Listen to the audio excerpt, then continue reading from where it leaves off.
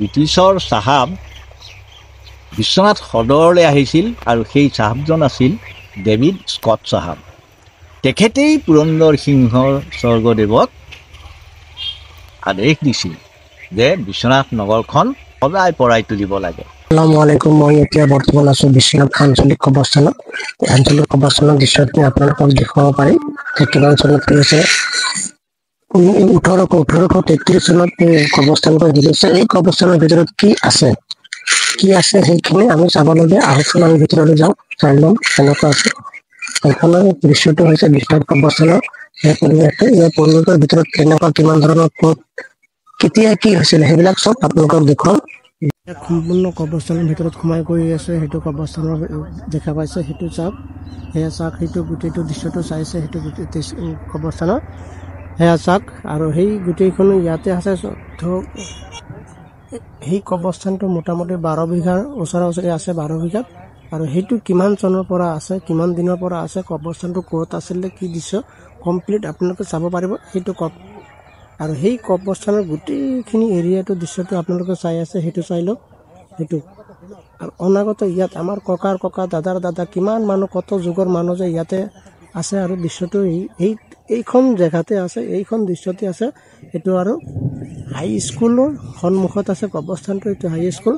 আৰু সেইফালে আছে ঈদগাহ মাহফিল, সেইটো আছে ঈদগাহ মাহফিল। ঈদগাহ মাহফিলৰ কাষতেই কবৰস্থানটো, সেইটো এৰিয়াটো, সেইটো 12 বিঘা মাটিৰ কবৰস্থানৰ এৰিয়াটো, সেইটো গোটেইটো। কিন্তু কবৰস্থানটো ক'ৰ পৰা কেনেকৈ কি হ'ল আপোনালোকে সেই দৃশ্যটো ধুনীয়াকৈ চাব পাৰিব। সেই দৃশ্যটো মেইন বিশ্বনাথ ঘাটত আছিলে। আৰু এই কবৰস্থানটো আছিলে ঘাটত। ক'ৰ পৰা আহিছিলে, কাজী নজৰুল ইছলাম ছাৰ, প্ৰাক্তন শিক্ষক হেডমাষ্টাৰ ছাৰ, আৰু আমাকো পঢ়াইছে ছাৰৰ পৰা গোটেইটো কাহিনী শুনি পেলাই ইয়াতে চাব পাৰিব, শুনিব পাৰিব। আপোনালোকে চাই থাকক এই ভিডিঅ'খন। বছৰ থকাৰ পিছত স্থানখন আহোম ৰজাই বিশ্বনাথ ঘাটৰ মাজমজিয়াত প্ৰতিষ্ঠা কৰিছিল, মাটি দিছিল।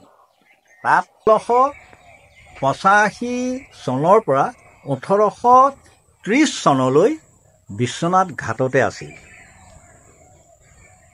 তাৰ পাছত যেতিয়া ব্ৰিটিছৰ হাতলৈ অসম গুচি যায় ইয়াণ্ডাবু সন্ধি মতে, তেতিয়া 1830 চনত ব্ৰিটিছৰ কৰতলীয়া ৰজা স্বৰ্গদেউ পুৰন্দৰ সিংহক সেই সময়ৰ বিশ্বনাথৰ সদৰৰ ব্ৰিটিছ চাহাব বিশ্বনাথ সদৰলৈ আহিছিল।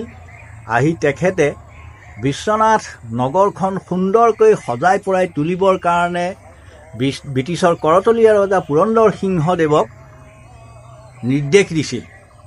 সেই নিৰ্দেশ অনুযায়ী বিশ্বনাথ ঘাটত থকা পুৰণি যিখন কবৰস্থান, সেই কবৰস্থানখন তাৰ পৰা স্থানান্তৰিত কৰি নিজ বিশ্বনাথ এলেকালৈ লৈ আহে। আৰু আহোম ৰজাই তেতিয়া ব্ৰিটিছে সুবিধা কৰি ইয়াত প্ৰায় 14 বিঘা মাটিত এই বিশ্বনাথ আঞ্চলিক কবৰস্থানখন প্ৰতিষ্ঠা কৰে।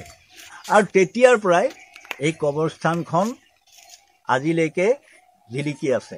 1833 মানত দেউতাই মোৰ পূৰ্বজসকলে কৈ যোৱা যে 1833ত বিশ্বনাথৰ পৰা স্থানান্তৰিত কৰি ইয়াত এই নিজ বিশ্বনাথ এলেকাত প্ৰতিষ্ঠা কৰে। আৰু তেতিয়াৰ পৰা ই এটা বৃহৎ এলেকাত এতিয়ালৈকে বিৰাজমান হৈ আছে। কিন্তু আমাৰ এই বিশ্বনাথ আঞ্চলিক কবৰস্থানখন অতি সুন্দৰভাৱে সজাই পৰাই ৰাখিবৰ কাৰণে আমাৰ নেতৃস্থানীয় কেইজনমান ব্যক্তিয়ে অশেষ চেষ্টা কৰি আছে।